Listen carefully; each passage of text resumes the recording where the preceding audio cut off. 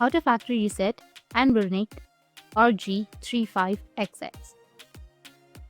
So if you want to factory reset Anbernic RG35XX, then to factory reset, you can use a hardware button reset for minor glitches or a full firmware reflash for a complete return to out-of-the-box settings.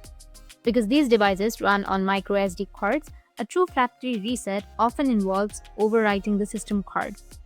The first method is hard reset button method. You can use this method if your device is frozen or stuck on the loading screen. Press the small reset button located on the right side below the power button to force a reboot. Or, if the single button fails, then hold the power and reset button simultaneously for 5 to 10 seconds until the screen goes black, then power it back on normally.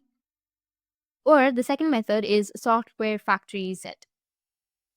If you're using the stock OS and can still navigate the menus, then you can navigate to settings and then go with apps and look for an option labeled Restore System Data or Switch OS. For those using Garlic OS, you can reset RetroArch settings specifically by going to main menu and then go with RetroArch and configuration files, then reset to default. That's it, and if you have any questions, feel free to comment below. Thanks for watching.